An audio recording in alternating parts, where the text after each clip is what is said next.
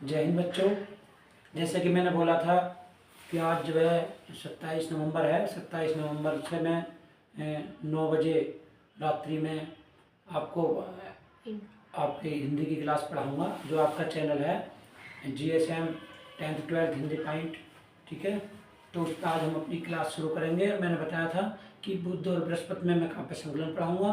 ठीक है, शुक्रवार और शनिवार में आपको संस्कृत दिवदर्शिका, और सोमवार मंगल यानी मंडे और ट्यूसडे में 2 दिन में आपको जो व्याकरण कराऊंगा। व्याकरण में संधि, समास, प्रत्यय, उपसर्ग, विलोम, पर्यायवाची, टोटल सबको पढ़ाऊंगा। ठीक है, आप मन लगा करके पढ़ेंगे। मैं कोशिश करूंगा कि आपकी समझ में आए, और यदि आपकी समझ में आएगा तो ये मेरा विश्वास है, दावा है कि आप जो है 100% नंबर लाएंगे। ठीक है, बोर्ड की परीक्षा में, ताकि आप अपने जो है परिवार और माता पिता का नाम रोशन करें। ठीक है भाई, स्वास्थ्य प्रॉब्लम है, कोई बात नहीं है, आवाज़ थोड़ी धीमी है। तो आज हम क्लास शुरू करेंगे। क्या हमारा काव्य संकलन का पहला पाठ है काव्यांजलि का, और वो है क्या, पहला अयोध्या सिंह हरिओल हैं जिन्होंने पाठ लिखा है हमारा पवनदूती का। देखिए बच्चों, ये जो है 10 नंबर की आती है। काव्यांजलि क्या आती है, काव्यांजलि आती है 10th नंबर की। ठीक है, 10 नंबर की आती है। 10 नंबर में क्या होगा, संदेश से व्याख्या निकालने के लिए आ जाएगी। इंपोर्टेंट को सूक्ति आ सकती है, रेखांकित शब्द आ जाएंगे इसमें।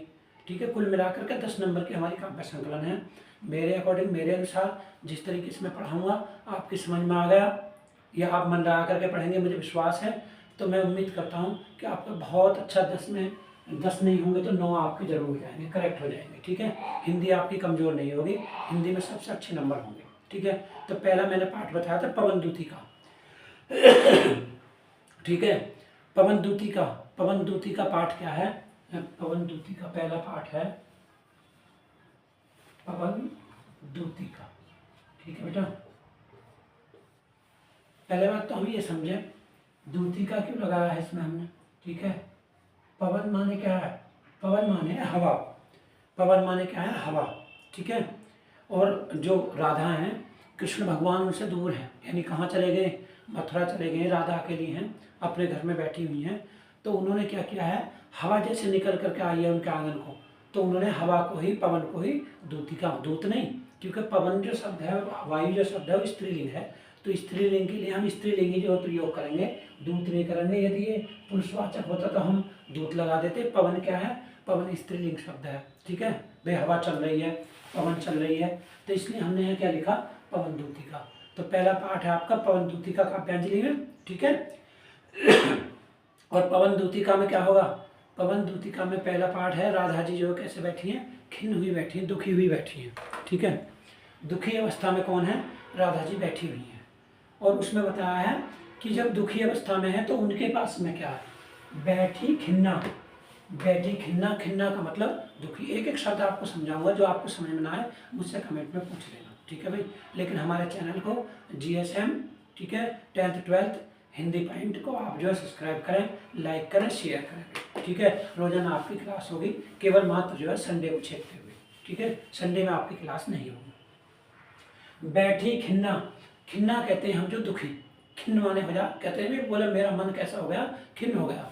बहुत आराम से पढ़ाऊंगा, एक एक शब्द पढ़ाऊंगा, आप समझ लेना। अभी हमारे पास देखिए दिसंबर है, जनवरी है, आधी फरवरी है, 2 महीने में मैं आपका एक भी पाठ नहीं छेड़ने का।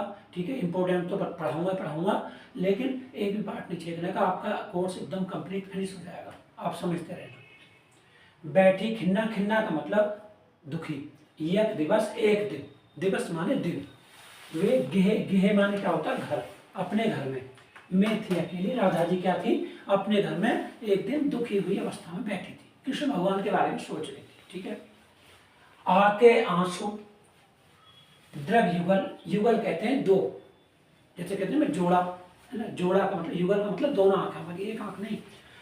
द्रग माने आंख।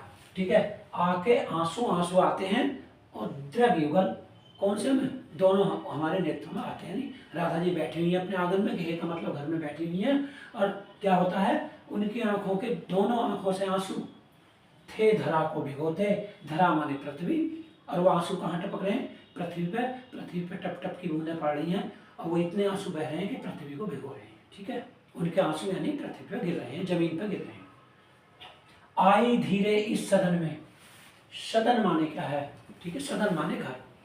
आई धीरे इस सदन में पुष्प सदगंध को ले, पुष्पों की सुगंधित हवा को लेते हुए धीमे से उनके घर में प्रवेश किया है किसने, हवा ने। हवा तो पहले चल रही है, लेकिन कुछ धीमी सी हवा और आई उनके पास। आई धीरे इस सदन में, मैं दो बार पढ़ाऊंगा, आप समझते रहना। आई धीरे इस सदन में, सदन माने घर में, पुष्प सदगंध को ले, फूलों की सुगंध को लेकर के, ठीक है। प्रातः वाली सुपवन, समय कौन सा हो रहा है, जहाँ राधा जी बैठी हुई है, प्रातः काल का समय, ठीक है। प्रातः वाली, सु माने अच्छी, अच्छी हवा जो है इसी काल वातायनों से, वातायन कहते हैं खिड़की के लिए, वातायन किसे कहते हैं, देखिए शुद्ध हिंदी है खिड़की, है ना, वातायन माने खिड़की, ठीक है। कहाँ से आई है, जहाँ राधा जी बैठी हुई हैं खिड़की के पास में, और ठंडी ठंडी जो है प्रातः काल की सुगंधित पुष्पों द्वारा हवा जो है, पुष्पों की सुगंध द्वारा हवा चल रही है। संतापों को विपुल बढ़ता देख के, अब राधा जी को तो कृष्ण भगवान का वियोग है, और वाल को यदि दुख हो और दुख में कोई और जो हमें किसी तरीके की समझाने की कोशिश करे, सांत्वना की, तो हमारा दुख बढ़ता है। तो उस ठंडी हवा से राधा का दुख शांत नहीं हुआ, राधा का दुख जो है, राधा जी का दुख और बढ़ गया, ठीक है। वो सोच रही थी कृष्ण भगवान के बारे में, लेकिन इतने जो ठंडी हवा है ये सुगंधित, उससे क्या हुआ, संतापों को, संताप का मतलब दुख, दुखों को विपुल अधिक बढ़ता देख के दुखिता हो, राधा जी दुखी हो गई, ठीक है। जो उन्होंने देखा कि मैं तो, कभी कभी ऐसा होता है ना कि हम परेशान हैं और व्यक्ति कोई वहाँ आकर के गीत गाने लगे तो हमें उसके गीत भी अच्छे नहीं लगेंगे, क्योंकि हम तो खुद परेशान हैं। तो वो क्या हैं, वो दुखित हैं कृष्ण भगवान के वियोग में, और वो ठंडी हवा चल रही है तो दुखिता होकर के, दुखी होकर कहती हैं, धीरे बोली से दुख उससे श्रीमती राधिका, उस हवा से, उस पवन को दूत मानते हुए, अपनी दूतिका मानते हुए, ठीक है। और धीमे से क्या कहती हैं, ठीक है, राधा जी, प्यारी प्रातः पवन इतना क्यों मुझे है सताती है, प्रातः काल की पवन, हे प्रातः काल की वायु, हे प्रातः काल की सुमन, ठीक है, वो नहीं वायु है, तुम मुझे जो सुबह सुबह क्यों सता रही हो, मैं तो कृष्ण भगवान के बारे में सोच रही हूँ, ठीक है। क्या तू भी है कलुषित हुई काल की क्रूरता से, ऐसा लगता है जब मनुष्य जो काल की क्रूरता से जो है कलुषित होता है, ग्रसित होता है, ऐसा लगता है कि तेरी भी जो है जैसे मृत्यु आ जाती है, जिस व्यक्ति का जन्म हुआ पृथ्वी पर है, तो ऐसा लगता है कि तू भी सजीव रूप में काल के कलुषितता से जो है हटी नहीं है, जैसे मनुष्य जो है काल से बचता नहीं है, ऐसा लगता है तू भी काल से परिपूर्ण है, ठीक भी है। क्या तू भी है कलुषित हुई काल की क्रूरता, मेरे प्यारे नव जलद से, देखिए पहली बात तो सबसे पहले समझेंगे कृष्ण भगवान, ठीक है, और राधा जी अलग हैं, तो रस जो होगा वो कौन सा होगा, वियोग श्रृंगार रस, क्या होगा भैया, वियोग श्रृंगार रस। वियोग क्यों होगा, जहाँ नायक और नायिका एक दूसरे से अलग हो, वहाँ क्या होगा, वियोग श्रृंगार रस होगा। जहाँ नायक नायिका एक स्थान पर उपस्थित हो, वहाँ संयोग श्रृंगार होगा। ये विप्रलम्ब या वियोग श्रृंगार रस होता है, जहाँ नायक और नायिका से अलग हो। तो नायक कौन है, कृष्ण भगवान है, और नायिका कौन है, राधा जी है, तो दोनों अलग है, ठीक है। तो वियोग श्रृंगार रस है। मेरे प्यारे नव जलद से, कंज से नेत्र वाले हैं, जो मेरे जलद, जलद माने क्या, जलद बताइए, जलद माने बच्चों क्या, जलद माने बादल, ठीक है, जलद माने क्या है, बादल, यानी ये बादलों जैसे नेत्र वाले जो मेरे कन्हैया हैं, जाके आए ना मधुबन से, ओने भेजा संदेशा, जब से वो मधुबन गए हैं, ठीक है, या जब से वो मथुरा गए हैं, वहाँ से मुझे कोई उसने संदेश नहीं दिया, मुझे वहाँ से उन्होंने कोई भी खबर नहीं दी है, जब से मेरे कन्हैया वहाँ गए हैं। और ऐसा लगता है कि तू हर स्थान पे जा सकती है, हवा को दूतिका बना करके भेज रही है राधा जी कि तुझे वहाँ जाना, कहाँ पे, मथुरा पे, मैं तो नहीं जा सकती, लेकिन तू हर जगह जाती है, ठीक है। जाके आई न मधुबन से न भेजा संदेशा, मैं रो रो के प्रिय विरह, प्रिय का मतलब अपने प्रियतम है, कन्हैया जी के लिए बोल रही हैं कि मैं रो रो के प्रिय विरह, विरह का मतलब वियोग से बावली हो रही हूँ, मैं भगवान श्री कृष्ण के प्रेम में बावली हो रही हूँ। वो जब से कहे वहाँ से कोई संदेश उन्होंने जो मेरे पास नहीं भेजा। जाके मेरी सब दुख कथा श्याम को तू सुना दे, यदि तुझ में कोई सामर्थ्य है पवन, मैं तुझे दूतिका बना करके भेज रही हूँ, यदि तुझ में सामर्थ्य है तो तू मेरी ये खबर जा करके किससे कहना है, श्याम से कहना है, ठीक है भाई। 3 मैंने आपको पढ़ाए हैं, 3 कल पढ़ाऊंगा, थोड़ी सी बीच में आपको एक व्याकरण की जानकारी दूंगा, जैसे कि एक शब्द आ गया इसमें जलद, ठीक है भैया, ये जलद शब्द आ गया, तो इसमें मैं कुछ तो आपको पर्यायवाची बताऊंगा, ठीक है। जलद का क्या मतलब है। आप जो यदि इसका स्क्रीनशॉट लेना चाहें स्क्रीनशॉट लें, या फिर इसे निशाने देते हैं, देख लीजिए आप, ठीक है। हाँ,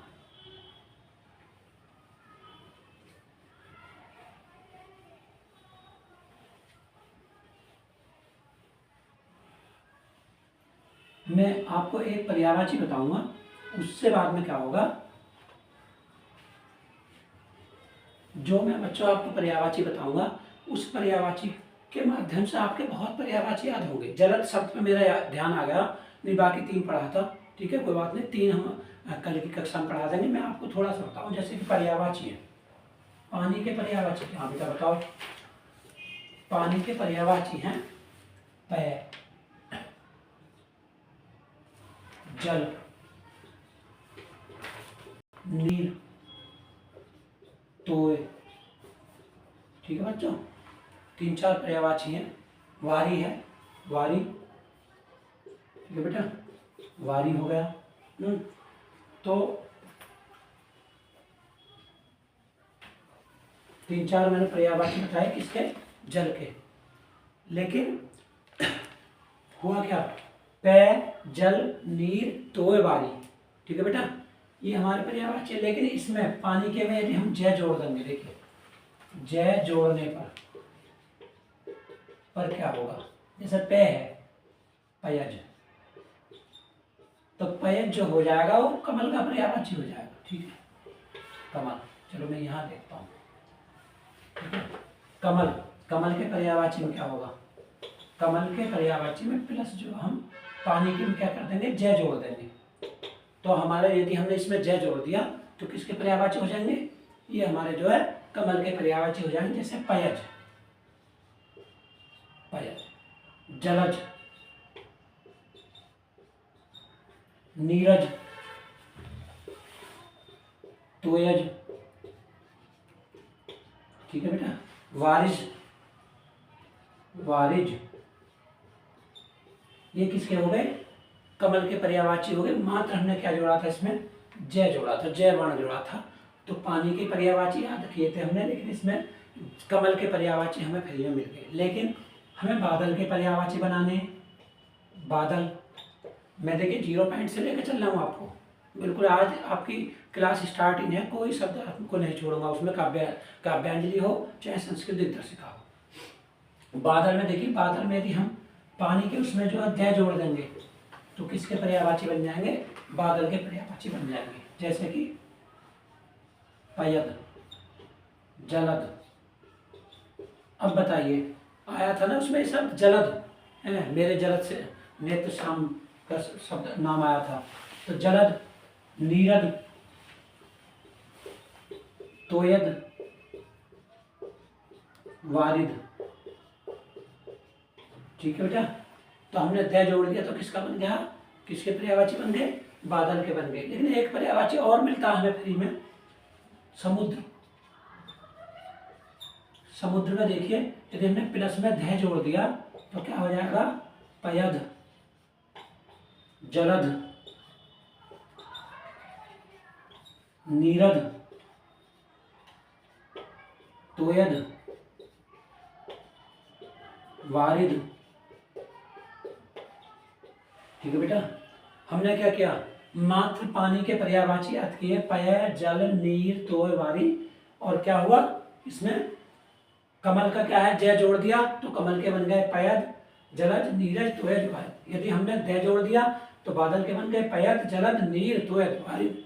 और यदि हमने धय जोड़ दिया, पयद जोड़ना किसमें, सब पानी के पर्यायवाची में जोड़ना बेटा। जय जोड़ेंगे तो कमल के, दय जोड़ेंगे तो बादल के, और धय जोड़ेंगे तो किसके बन जाएंगे, धय जोड़ेंगे तो समुद्र के बन जाएंगे। एक बार भाई आप देख लीजिए, नोट कर लीजिए, और भी समय भी मैं थोड़ा और भी आपको लिख के 1-2 और पढ़ा देता हूँ, ठीक है। उतार लीजिए।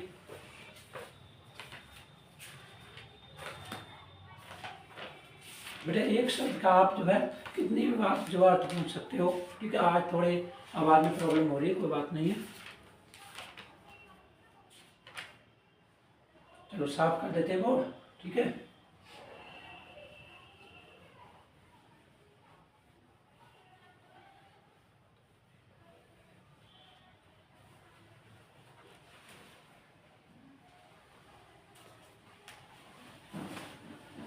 तीसरा है आपका, ज्यों ही मेरा भवन तज तू अल्प आगे बढ़ेगी।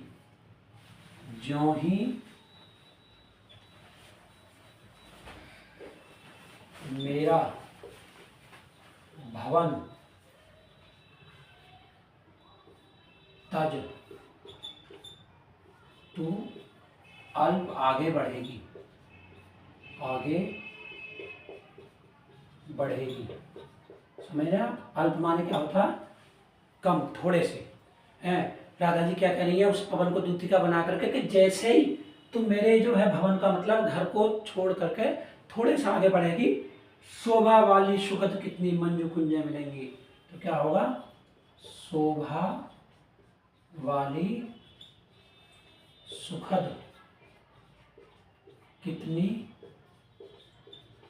मंजू कुंजें मिलेंगी, कुंजें मिलेंगी।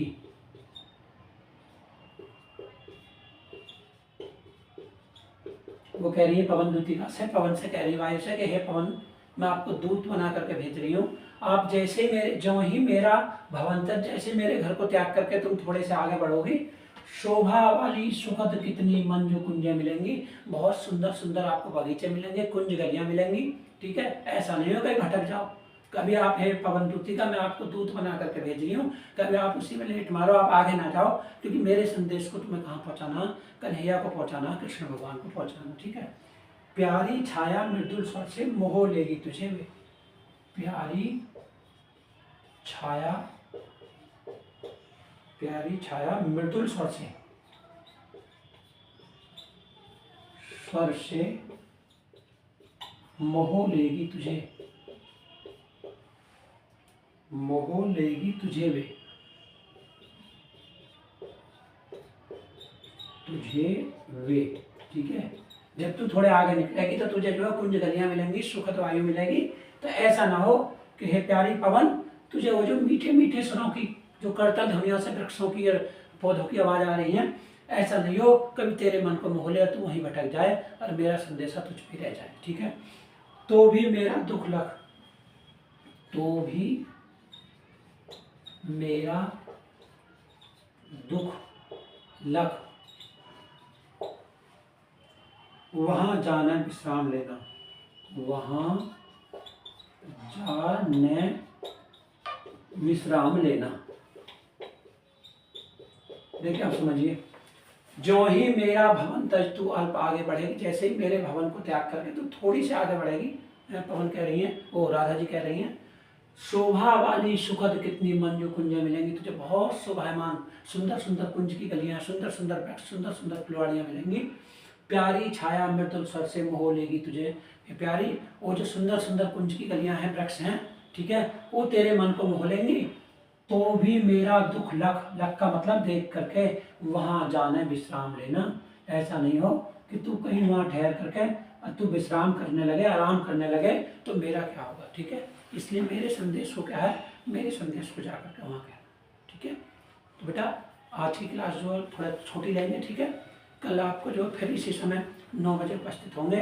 आप मेहनत करना। ठीक है, मैं पूरा प्रयास करूँगा। और आप हमारे चैनल को जरूर सब्सक्राइब करें भाई।